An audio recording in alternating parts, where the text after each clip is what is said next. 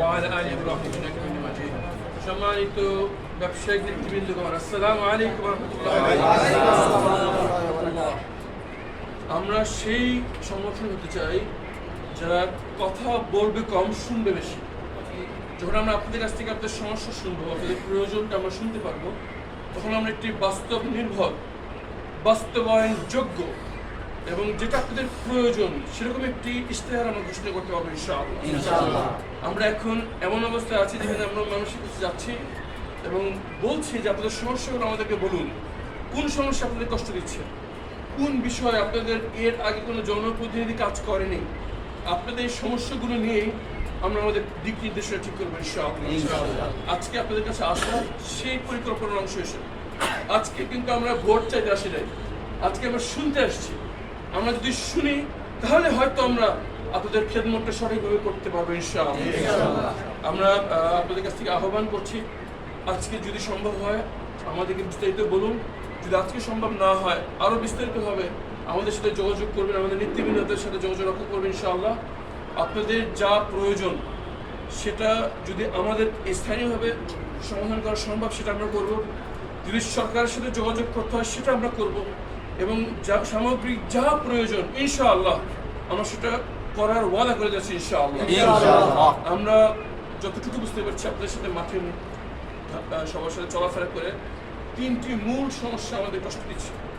প্রধান, আমাদের যে ব্যবসায়ী যারা আমাদের এই ঢাকা অঞ্চলে আসলে ব্যবসা করেন, বিশেষ করে মার্কেটে, তাদের একটি অন্যতম সমস্যা হচ্ছে আমাদের ফুটপাথের অবৈধ ব্যবসার যে স্থাপনা রয়েছে। এই ব্যাপারে আমরা এমন একটি ব্যবস্থা নেব যাতে যারা মূল ব্যবসায়ী, বৈধ ব্যবসা করছেন তাদের ব্যবসার সমস্যা না হয় এবং যারা ছিন্নমূল ব্যবসায়ী, ক্ষুদ্র ব্যবসায়ী, তাদেরও পুনর্বাসনের একটা ব্যবস্থা হয় ইনশাআল্লাহ। দ্বিতীয় একটি খুবই গুরুত্বপূর্ণ সমস্যা সেটা হচ্ছে মাদকের ব্যাপক প্রচার।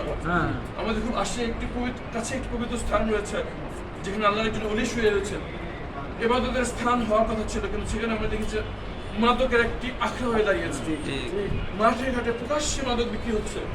আমাদের যুব সমাজ নষ্ট হয়ে যাচ্ছে এই মাদকের প্রভাবে। আমাদের এর ব্যাপারে ব্যবস্থা নিতে হবে ইনশাআল্লাহ। তৃতীয়ত, এটি গুরুত্বপূর্ণ সমস্যা, কিন্তু সবার পক্ষে প্রকাশ্যে কথা বলা সমস্যা সবসময় সম্ভব হয় না, কিন্তু আমরা নির্ভয় বলতে চাই আমাদের একটি বড় সমস্যা হচ্ছে চাঁদাবাজি, প্রকাশ্য চাঁদাবাজি এবং নীরব চাঁদাবাজি। ব্যবসায়ীদের ব্যবসার কথা চিন্তা করে, সামগ্রিক নিরাপত্তার কথা চিন্তা করে মুখ ফুটে তারা বলতে পারেন না, কিন্তু ব্যাপক হারে চাঁদাবাজি হচ্ছে। দুঃখের সাথে বলতে হয় ফ্যাসিস্ট আমলে যা চাঁদাবাজি হতো, ফ্যাসিস্ট পরবর্তী সমস্যায় এই সময় এর চেয়ে বেশি চাঁদাবাজি হচ্ছে বলে আমাদের কাছে। এবং আমরা মনে করি এই চাঁদাবাজদের ক্ষমতার উৎস তাদের পকেটের অস্ত্র নয়, তার সঙ্গে থাকা মাস্তান নয়। এই চাঁদাবাজদের ক্ষমতার উৎস হচ্ছে তার পিছনের এক বড় ভাই, এই বড় ভাইয়ের পিছনে এক পাতি নেতা, পাতি নেতার পিছনে এক কেন্দ্রীয় নেতা। এই রাজনৈতিক নেতৃবৃন্দ এই চাঁদাবাজদের প্রোটেকশন দিচ্ছে বলে তারা এভাবে চাঁদাবাজি করতে পারছে। আমাদের ওয়াদা ইনশাআল্লাহ, আমরা এই দুর্নীতিবাজ চাঁদাবাজদের আশ্রয় প্রশ্রয় দানকারী নেতৃত্বকে আমরা আর চাই না ইনশাআল্লাহ। বাংলাদেশের মানুষ আর চায় না ইনশাআল্লাহ। আপনাদের সাথে নিয়ে ইনশাআল্লাহ আমরা একটি সামাজিক আন্দোলন গড়ে তুলব এবং সেই আন্দোলনের ফল হিসেবে মাত্র 2 মাস পর যে জাতীয় নির্বাচন হতে চলেছে, যেখানে আমাদের জাতির ভাগ্য নির্ধারিত হবে, সেখানে সবাই মিলে এই চাঁদাবাজদের আশ্রয় প্রশ্রয় দানকারী রাজনীতিবিদদেরকে আমরা লাল কার্ড দেখাবো ইনশাআল্লাহ। চাঁদাবাজি, মাদক ব্যবসায়ী, অবৈধ ব্যবসা হতে পারত না যদি রাজনীতিবিদরা এদেরকে ছত্রছায়া না দিতে।